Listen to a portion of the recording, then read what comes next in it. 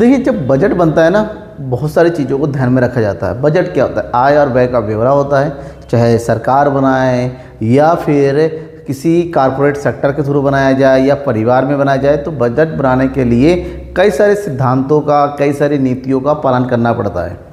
ऐसे में बजट बनाने के तरीकों के हिसाब से बजट के नाम भी अलग अलग दिए गए हैं। उसी में से एक बजट है जिसको बोलते हैं निष्पादन बजट।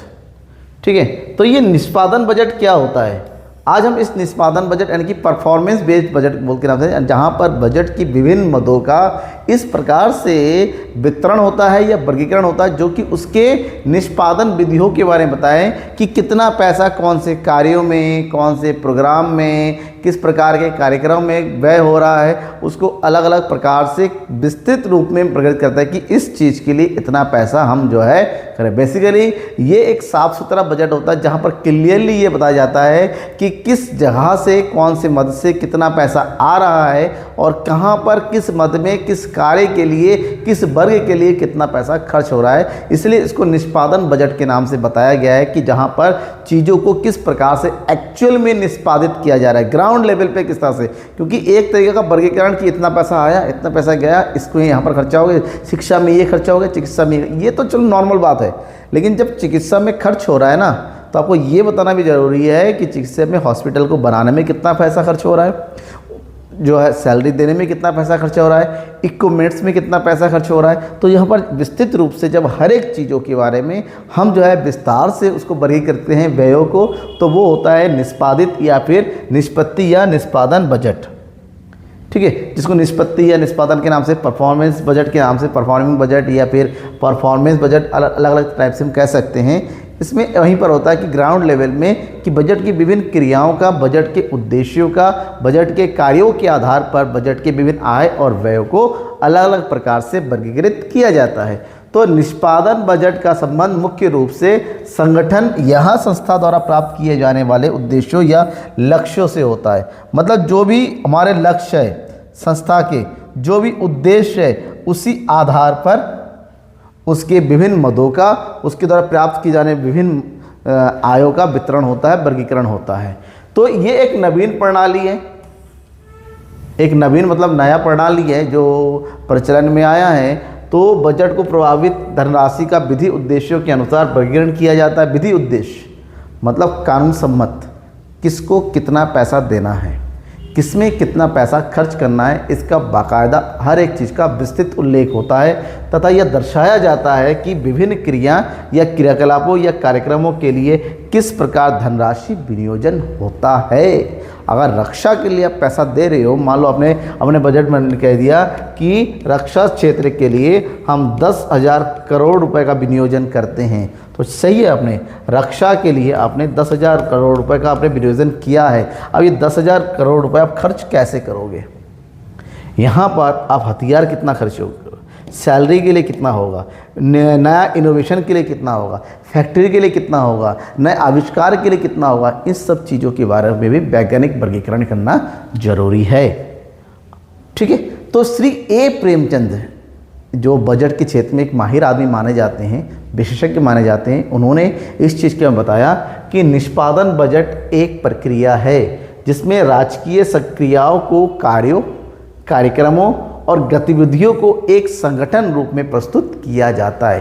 कार्य कौन से कार्यक्रमों के लिए और कौन से संगठन के लिए किस प्रकार से चीज़ों का जो है व्यय होगा, किस प्रकार से वर्गीकरण होगा, यही निष्पत्ति बजट होता है। इसके अलावा घोष एवं गुप्ता ने भी इसको एक्सप्लेन किया अपने शब्दों में कि निष्पादन बजट एक तकनीक है जिसमें सरकार के विभिन्न कार्यक्रमों को उसकी क्रियाओं, कार्यकलापों और परियोजनाओं के रूप में प्रस्तुत किया जाता है। सरकार देश के विकास के लिए कार्यक्रम बनाती है, देश की उन्नति कैसे हो, देश में रोजगार का स्तर कैसे बढ़ाया जाए, सार्वजनिक जो है वस्तुओं को, सार्वजनिक प्रावधानों को किस प्रकार से बढ़ाया जाए, सरकार की आयों को कैसे बढ़ाया जाए, इस तमाम चीज़ों के लिए सरकार को अलग अलग योजनाएं बनानी पड़ती है, कार्यक्रमों को बनाना पड़ता है, क्रियाविधियों को बनाना पड़ता है। तो जब इन सब चीज़ों को विस्तृत रूप से एक प्रमुख विवरण में व्यवस्थित रूप से रखेंगे ना, वही निष्पत्ति या निष्पादन बजट। निष्पादन बजट किसी भी संख्या या संगठन के उद्देश्यों को पूरा करने से संबंध रखता है कि आपका जो उद्देश्य है, देश में सरकार के बजट का सबसे पहला उद्देश्य होता है जीडीपी ग्रोथ करना, यानी कि विकास दर को बढ़ाना, उत्पादकता को बढ़ाना, रोजगार स्तर को बढ़ाना।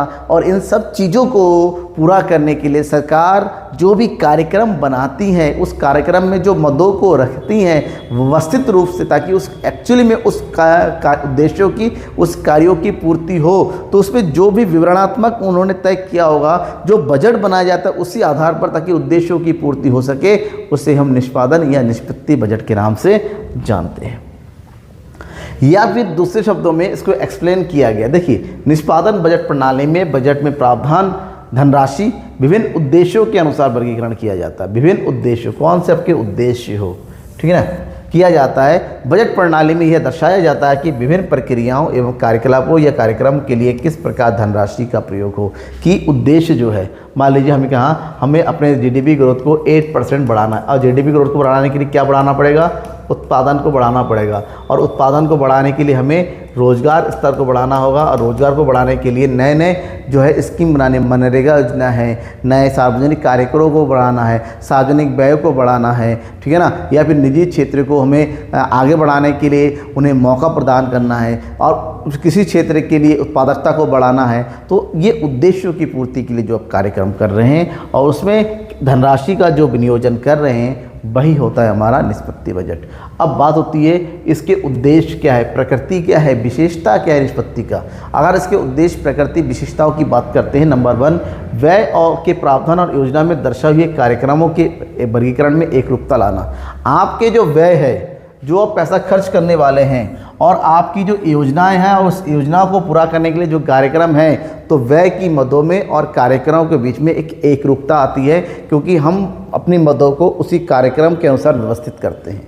नंबर 2, विभिन्न कार्यक्रमों की भौतिक प्रगति का भविष्य में किए जाने वाले वित्तीय प्रावधानों से संबंध, कि आप जो भौतिक प्रगति करने वाले हैं, आपने जो कार्यक्रम तैयार किया है, उससे संबंधित कितने वित्त की आवश्यकता होगी, उसको वास्तव में एक साथ वर्गीकृत करना, जोड़ना।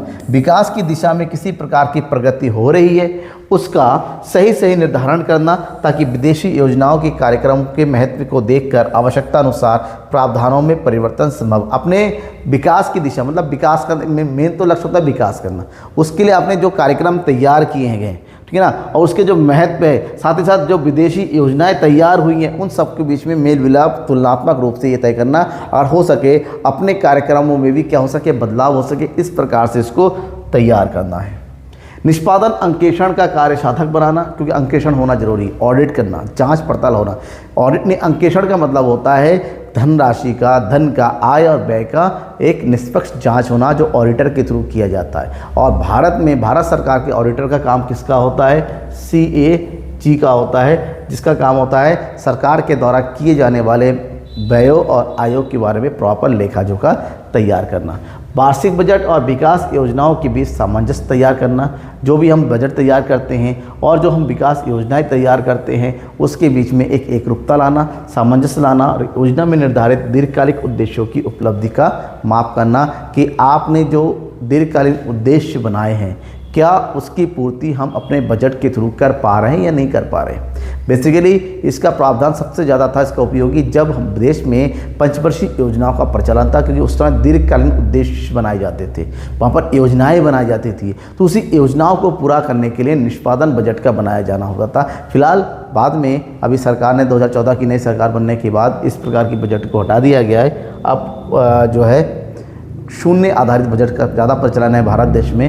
फिलहाल इस प्रकार के बजट तैयार करने से पूर्व कुछ महत्वपूर्ण क्वेश्चन है हमें ध्यान में रखना, कि बजट जब तैयार करेंगे निष्पादन, तो क्या ध्यान रखना। नंबर 1, क्या उद्देश्य प्राप्ति के लिए आवश्यक धनराशि प्रावधान कर लिया गया है। हमारे जो उद्देश्य है, क्या उस उद्देश्यों की पूर्ति के लिए हमारे पास प्रॉपर धनराशि है, क्या प्रॉपर पैसे है, आय के प्रॉपर स्रोत है, क्योंकि हम जब बजट होता है पैसे तो नहीं होते हैं लेकिन उससे रिलेटेड स्रोत को खोजते हैं, क्या अलग अलग स्रोत से जो हमने बनाए हैं उससे प्रॉपर धनराशि इतनी आ रही है ताकि हम अपने विकास की योजनाओं को उसको खर्च कर सकें, क्या इन धनराशि को व्यय करने के पश्चात जनता को अधिकतम लाभ प्राप्त होगा, कि हमने जो योजनाएं बनाई हैं, जो पैसे हम खर्च करेंगे, क्या खर्च करने के बाद एक्चुअली में जनता को उसका फ़ायदा मिलेगा, और फ़ायदा मिलता है कि अधिकतम फ़ायदा मिलेगा, समान रूप से फ़ायदा मिलेगा या नहीं मिलेगा, इस बात को जानना जरूरी है। क्या इस धनराशि को जनता से एकत्र करने में सामाजिक लागत को, क्योंकि जो व्यय होंगे, जो पैसे सरकार कलेक्ट करेगी, जो धनराशि होगा, क्योंकि पैसे होंगे तभी तो व्यय होगा, तो जब धनराशि होगी जो करों के माध्यम से, तो वो क्या एक सामाजिक लाभ दिया जा रहा है कि नहीं दे रहा है, कहीं उसको कलेक्ट करने में बहुत अधिक लागत की प्राप्ति इतनी नहीं हो रही है। ऐसा तो नहीं लोगों के ऊपर बहुत ज़्यादा जो अधिक से अधिक जो टैक्स, जिनके ऊपर टैक्स लगाना सही नहीं उनके ऊपर भी तो टैक्स नहीं लग गया। इन सब चीज़ों को सामाजिक जो समानता को ध्यान में रखना बहुत ज़रूरी होता है। निष्पादन बजट के महत्व क्या है, आवश्यकता क्या है, ज़रूरी क्या है, ठीक है, क्यों ये महत्वपूर्ण है। देखिए, भारत के प्रशासनिक सुधार आयोग ने देश में निष्पादन बजट प्रणाली को अपनाने की सिफारिश की थी। किसने? प्रशासनिक सुधार आयोग। ये वो आयोग था जिसका काम था कि देश में प्रशासनिक के क्रियाकलापों को किस प्रकार से हम व्यवस्थित कर सके, कम से कम खर्च के द्वारा किस प्रकार से हम अपने प्रशासन को सुधार कर सके। तो उस आयोग ने कहा था कि भाई हमें अपने देश में निष्पादन बजट को अपनाने की आवश्यकता है। आयोग ने इस प्रकार बजट को केवल केंद्र सरकार भी ही नहीं वरन समझ राज्य सरकार इवन व्यावसायिक क्षेत्रों को भी लागू करना चाहिए ताकि वो अपने उद्देश्यों के अनुरूप ही अपने बजट का पूरा खाका तैयार कर सके। निष्पादन बजट तकनीक प्रबंधन को विभिन्न निर्णयों के लेने में अलग अलग प्रकार से मदद करती है। किस किस प्रकार से मदद करती है उसको समझ लेते हैं पॉइंट टू पॉइंट। नंबर 1, यह तकनीक निष्पादन में सुधार हेतु उद्देश्यों के अनुसार प्रबंध को लागू करने में मदद करता है। जो अपनी तकनीक है, व्यय करने की तकनीक, आय करने की तकनीक, वो उद्देश्यों की प्राप्ति के आधार पर होता है।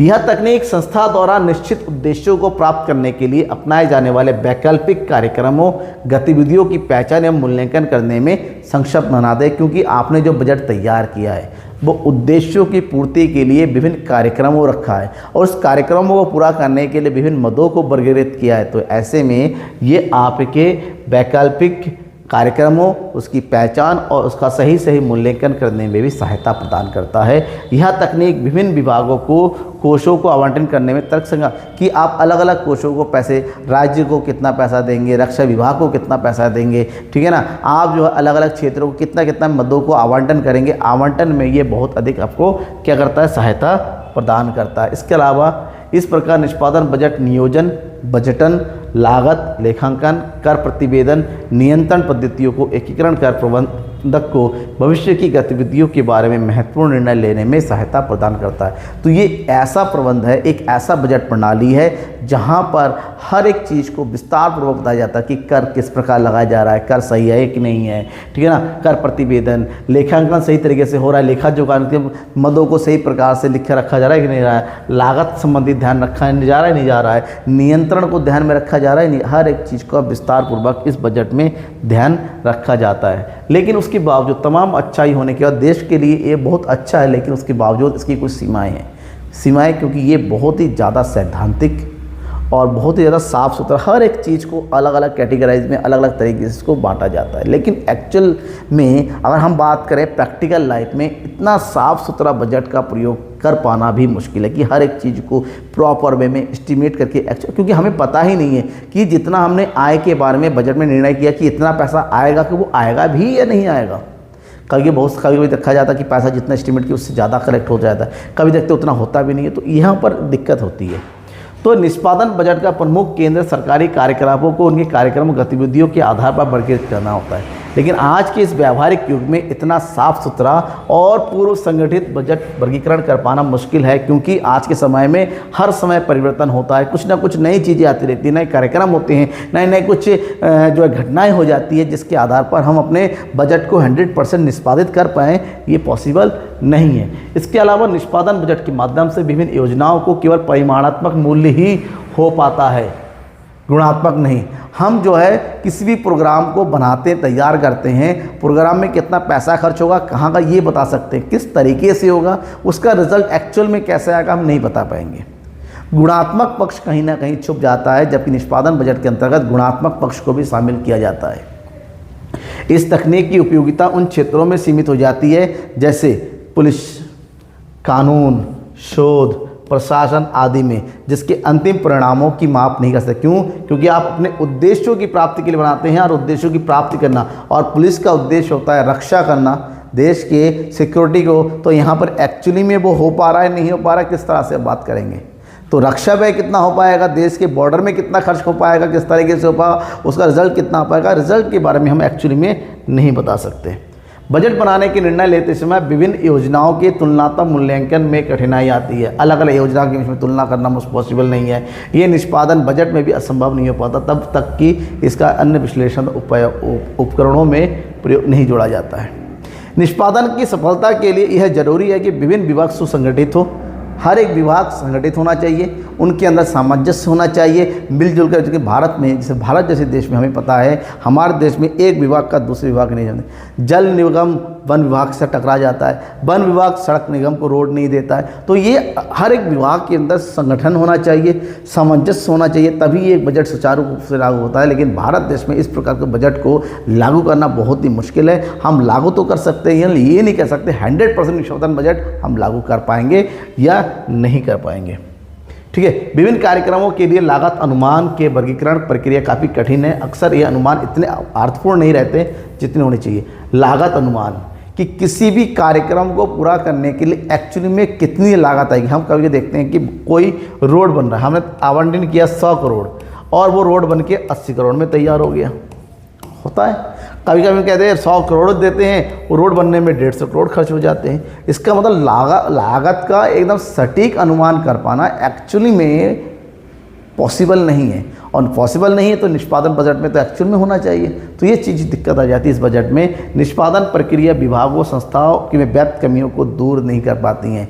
जो अराजकता है, ठीक है ना, जो अराजकता है, जो करप्शन है, भ्रष्टाचार है, उन सब चीज़ों को बजट के माध्यम से दूर कर पाना मुश्किल होता है। तो ये रहा निष्पादन बजट के बारे में सब कुछ। फिर भी कोई पॉइंट रह जाता है, कहीं पर वो डाउट रह जाता है, नोट्स में कोई बात समझ में नहीं आई है, क्योंकि मैंने आपको 100% क्लियर नोट देने, ये वो नोट्स है जिसको आप एग्जाम में लिखेंगे 100% मार्क्स आपको मिलेंगे। तो इसको नोट कीजिए, समझ में नहीं आता है तो ज़रूर पूछिए, कमेंट बॉक्स में कमेंट करके बताइएगा, या फिर मुझे किसी भी तरीके के जो है व्हाट्सएप के थ्रू, सोशल मीडिया के थ्रू कनेक्ट करके भी बता सकते हैं। तब तक ले थैंक यू एंड बाय।